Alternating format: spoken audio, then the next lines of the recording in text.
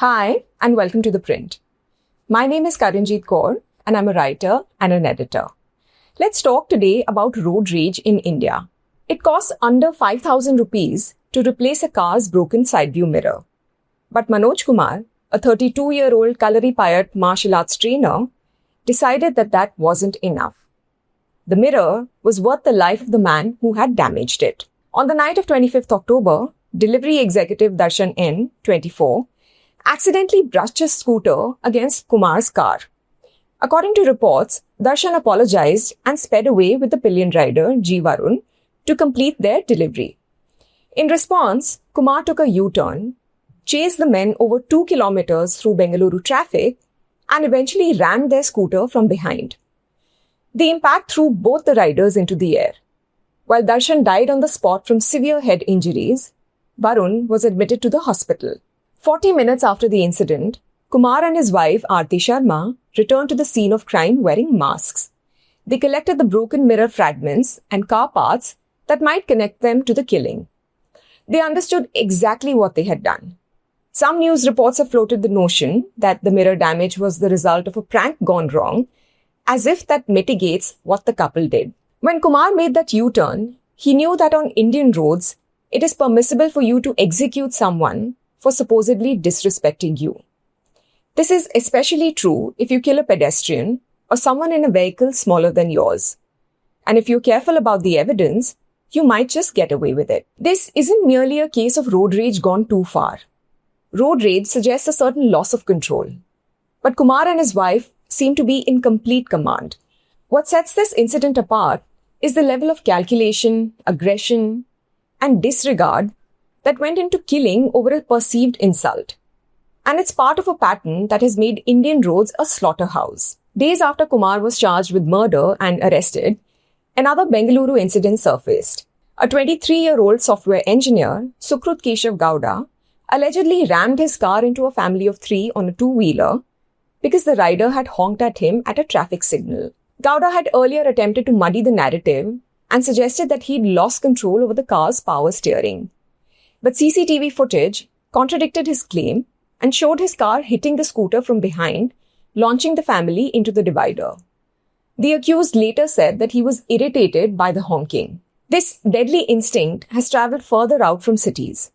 In Madhya Pradesh's Ganeshpura village, a BJP leader's nephew allegedly ran over a farmer with a Thar SUV.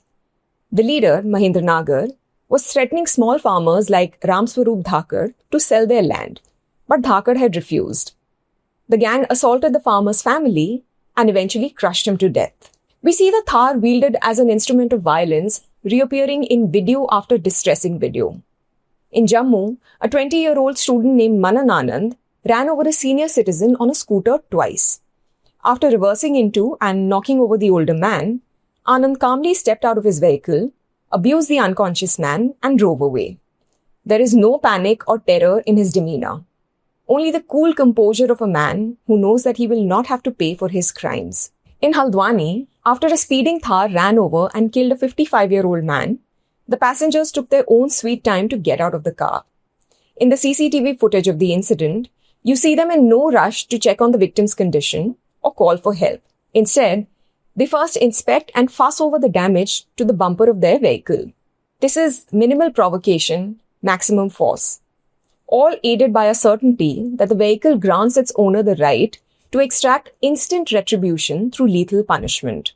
Beyond the killings, the Thar's connection with the perception of lawlessness is impossible to ignore. A spate of incidents, like thieves using a Thar to tow away a stolen Scorpio in Gurugram and a property dealer being mowed down by an ACP's son in Faridabad, led Haryana's DGP OP Singh to issue a controversial statement. Singh said that the Thar is not a car.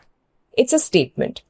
He associated the vehicle explicitly with Dadagiri and suggested that those who drove it were crazy. You might not agree with Singh's expression, but you know him to be instinctively right, especially when you're being tailgated by a Thar with black windows on a Gurugram highway in the middle of the night. Prateek Singh, a 28-year-old road safety awareness YouTuber based in Lucknow, told me that Thar owners think that they own the road. They tend to be younger men, and very few buy it for its off-roading capabilities. In the past, he's documented videos of Thars driving on the wrong side and blocking roads. Several of these drivers, Singh said, perform dangerous stunts for Instagram Reels. These videos, in turn, get massive views and positive comments, which reinforces their behavior.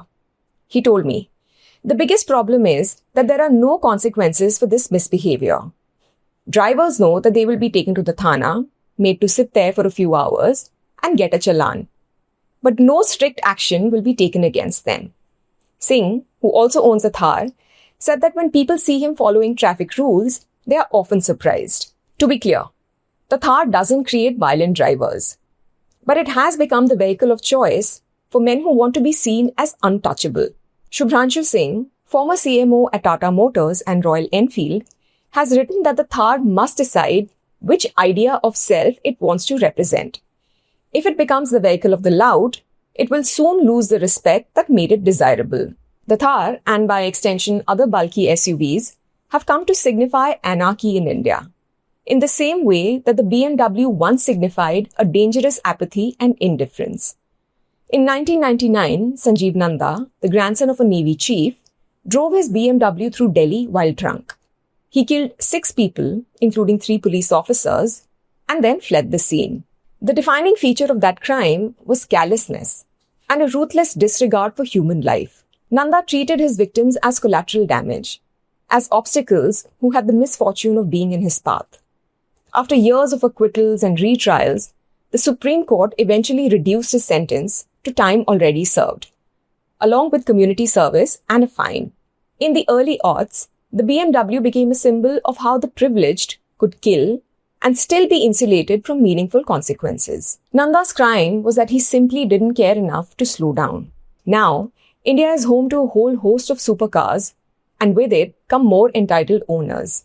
Recently, a video went viral of a Lamborghini Aventador driving through a closed toll gate without consequence. The psychology of most modern drivers in the present era is different. It is premised on a proactive hostility. The modern driver identifies other people on the road as prey, with targets painted on their backs. If Nanda represented the entitled carelessness of wealth, today's drivers represent its weaponized rage. Avik Chattopadhyay, founder of the Indian School for Design of Automobiles and former brand manager for the Gypsy, points to the deliberate construction of a muscular, formidable image. He told me, vehicle purchases are right-brain decisions, driven by the idea you want to project, maybe as someone not to be messed with. Chattopadhyay said that some people choose SUVs partly because India's roads are full of potholes and undulations, and a high-clearance vehicle makes practical sense. He said, but that doesn't explain why someone would choose a Thar or Scorpio over a Venue or Creta. A black Thar or a Scorpio also symbolizes a Bahubali. In the series Mirzapur, for instance, the gangster Kaleen Bhaiya moves around in a Scorpio, while his lackeys drive Thars. And the marketing has leaned into this. Chattopadhyay doesn't believe that the vehicle creates this mindset, but it plays on it. He contrasts this with Honda's campaign when it launched its motorcycles in the USA in the 1960s. The iconic line, "You meet the nicest people on a Honda," was a deliberate attempt to distance the category from the violence associated with biker gangs. Chattopadhyay asked, has any Indian brand played up to that persona? Instead, we do black editions, which is so silly in a country like India. A hapless response has come in from no less than the Union Transport Minister, Nitin Gadkari. Last year, he called road deaths a dark issue for my ministry, one of our failures. His diagnosis was that there is a problem with society. There is neither fear nor respect for the law. It's a remarkable admission of defeat from the man responsible for India's road safety. 400 people die on Indian roads every day, and we account for 11% of the world's crash-related deaths, despite having only 1% of its vehicles. But then again, the dead are almost always delivery workers, farmers, two-wheeler riders, and pedestrians. Some lives are simply worth less than others. And an Indian road is where that hierarchy finds final proof.